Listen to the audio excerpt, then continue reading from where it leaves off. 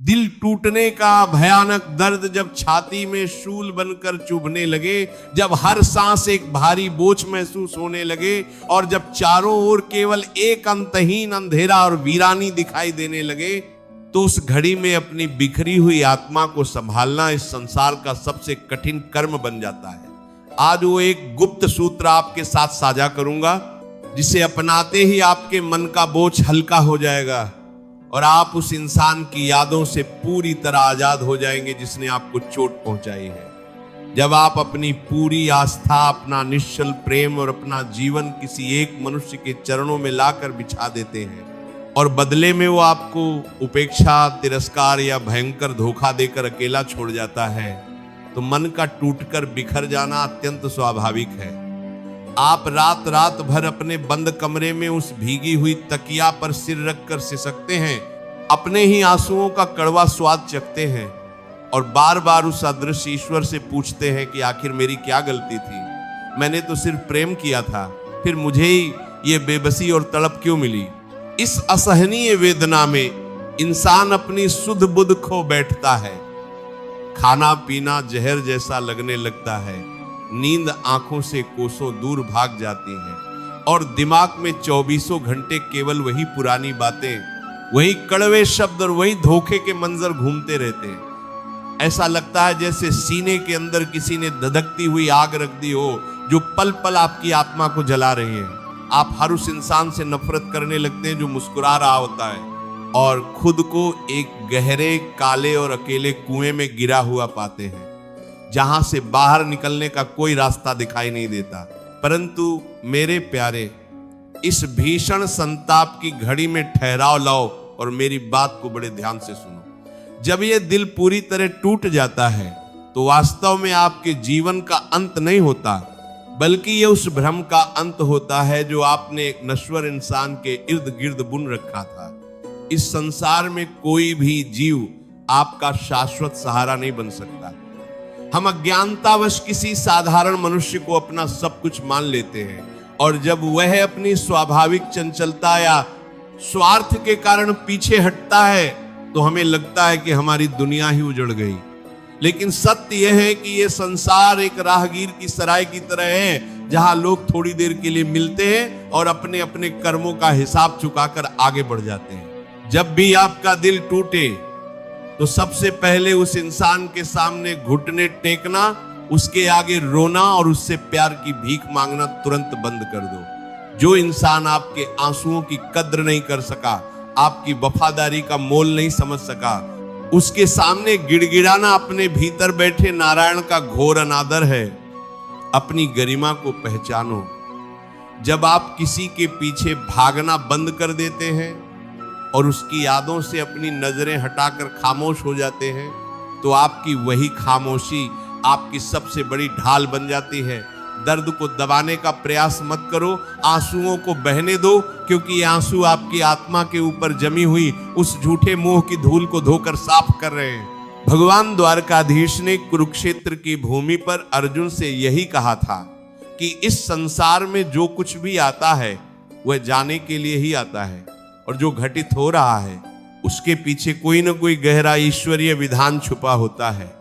जब विधाता आपकी जिंदगी से किसी इंसान को बाहर निकालता है तो आपको सजा नहीं दे रहा होता, बल्कि वो आपको उस इंसान के जहरीले प्रभाव से बचा रहा होता है जो आने वाले समय में आपकी आत्मा को और ज्यादा नुकसान पहुंचाने वाला था। ईश्वर जब किसी रिश्ते को तोड़ता है तो वह असल में आपकी रक्षा कर रहा होता है। आपकी आंखें केवल उस इंसान का जाना देख पा रही हैं, लेकिन वह साम्राज्य सरकार ये देख रहा है कि वह इंसान आपके लायक था ही नहीं।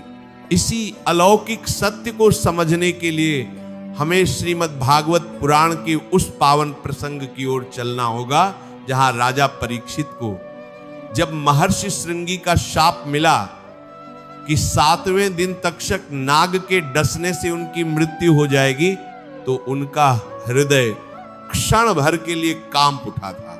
एक चक्रवर्ती सम्राट का साम्राज्य, उनका परिवार, उनकी देह और उनका सब कुछ उनसे छीनने वाला था। उनके मन का मोहभंग हो चुका था और वे अत्यंत दुखी और व्याकुल थे। लेकिन उसी क्षण उन्होंने अपनी व्याकुलता को वैराग्य में बदल दिया। वे अपना राजपाट त्याग कर गंगा के पवित्र तट पर आ बैठे और साक्षात शुकदेव महाराज के चरणों में गिरकर कहने लगे कि हे देव, मेरा सब कुछ छूट रहा है, मेरा दिल और मन संसार के मोह से टूट चुका है, मुझे इस भयंकर पीड़ा से उबार कर परम शांति का मार्ग दिखाइए। तब परम ज्ञानी शुकदेव जी ने मुस्कुराते हुए राजा परीक्षित से कहा कि राजन, जिस संसार को तुम अपना मानकर दुखी हो रहे हो वह तो केवल एक स्वप्न है। जब तक तुम इस स्वप्न के पात्रों को सत्य मानोगे तब तक तुम्हें केवल दुख और पीड़ा ही मिलेगी। जिस दिन तुम समझ जाओगे कि तुम्हारी आत्मा अजर, अमर और अविनाशी है और तुम्हारा सच्चा संबंध केवल उस परमपिता परमात्मा से है, उसी क्षण संसार का सारा दुख विलीन हो जाएगा। शुकदेव जी के वचनों को सुनकर राजा परीक्षित ने अपनी सारी सांसारिक आसक्तियों का त्याग कर दिया और 7 दिनों तक केवल प्रभु की कथा के अमृत का पान किया। जब 7वें दिन तक्षक नाग आया और उसने उनके शरीर को भस्म कर दिया, तब तक परीक्षित की चेतना देह से मुक्त होकर परम पद को प्राप्त कर चुकी थी। उन्हें मृत्यु या टूटने का कोई भय नहीं रहा। ये कथा हमें सिखाती है कि जब जीवन में दुखों का पहाड़ टूटे, जब अपने ही हाथ छोड़ दे और दिल छलनी हो जाए, तो निराश होकर बैठना नहीं है, बल्कि अपनी उस टूटी हुई चेतना को ईश्वर के पावन चरणों में लगा देना है। जो दुख आपको संसार से विमुख करके प्रभु के सम्मुख कर दे, वह दुख वास्तव में दुख नहीं, बल्कि आपके जीवन का सबसे बड़ा वरदान है।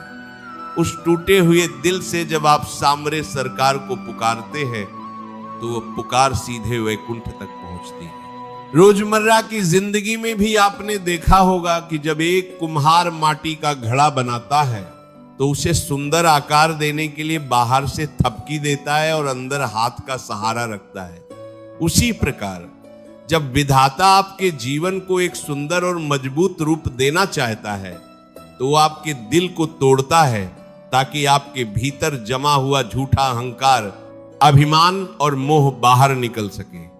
जब तक फल पकता नहीं तब तक वह डाली से अलग नहीं होता, और जब तक इंसान का दिल टूटता नहीं तब तक उसकी नजरें इस नश्वर संसार से हटकर उस अविनाशी परमात्मा की ओर नहीं उठती।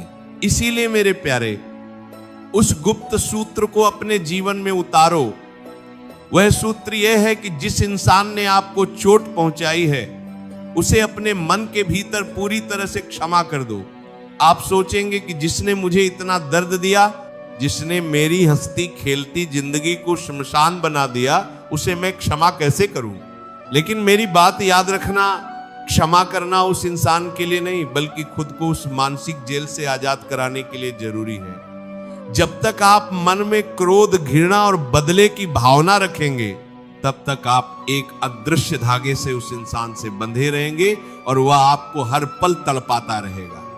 जिस क्षण आप कहते हैं कि मैंने तुम्हें ईश्वर के भरोसे छोड़ दिया और तुम्हें क्षमा किया, उसी क्षण वह अदृश्य बंधन कट जाता है और आप मानसिक रूप से स्वतंत्र हो जाते हैं। इसके बाद अपनी बिखरी हुई ऊर्जा को समेटो।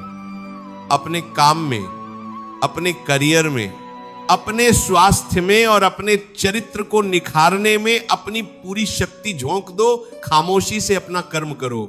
जब आप शांत होकर अपने रास्ते पर आगे बढ़ते हैं और अपनी मेहनत से ऐसा मुकाम हासिल करते हैं जो आपने कभी सोचा भी नहीं था, तो आपको ठुकराने वाला इंसान अपनी ही नजरों में गिर जाता है और पश्चाताप की आग में जलता है।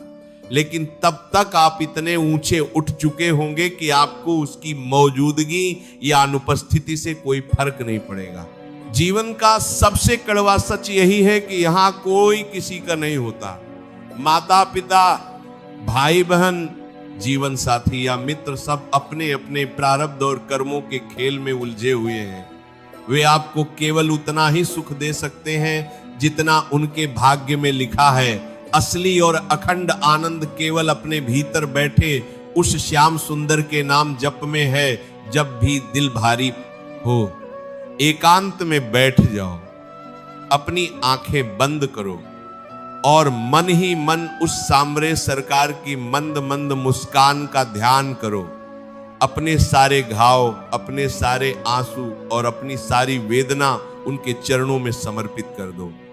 उनसे कहो कि हे नाथ, मैं हार चुका हूं, इस संसार ने मुझे बहुत चोट पहुंचाई है, अब आप ही मेरी नैया के पतवार बनिए।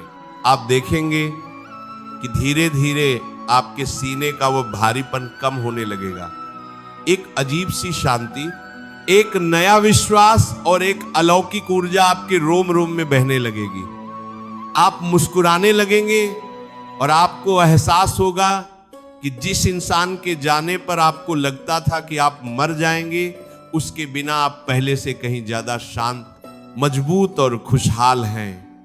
समय का चक्र बहुत तेजी से घूमता है। आज जो काली रात आपको निगलने को दौड़ रही है, कल इसी रात के गर्भ से एक अत्यंत तेजस्वी और स्वर्णिम सवेरा जन्म लेगा। अपने आप पर भरोसा रखो, उस विधाता के न्याय पर भरोसा रखो और पूरी निष्ठा के साथ अपने कर्म पथ पर बढ़ते चले जाओ। यदि आज के इस पावन चिंतन ने आपके दुखी हृदय को जरा सा भी स्पर्श किया है, आपके बहते आंसुओं को पोंछकर आपको एक नई राह दिखाई है, तो इस वीडियो को तुरंत लाइक कर दीजिए। इस दिव्य संदेश को अपने उन सभी परिजनों, मित्रों और सगे संबंधियों के साथ अवश्य शेयर करें जो आज किसी न किसी रिश्ते के टूटने के दर्द से गुजर रहे हैं, ताकि उनकी भटकती हुई आत्मा को भी शांति मिल सके। ऐसे ही और भी गहरे, भावुक और जीवन को बदल देने वाले आध्यात्मिक विचारों को निरंतर सुनने के लिए इस चैनल को अभी सब्सक्राइब कर लीजिए और पास में बनी घंटी यानी बेल आइकन को दबाना बिल्कुल मत भूलिए, ताकि भक्ति और ज्ञान की कोई भी धारा आपसे छूट न जाए। अपने मन के भावों को व्यक्त करने के लिए और अपने भीतर उस परम पिता की उपस्थिति को दर्ज कराने के लिए कमेंट बॉक्स में पूरी निष्ठा और प्रेम के साथ राधे राधे अवश्य लिखें। राधे राधे। जय श्री कृष्णा।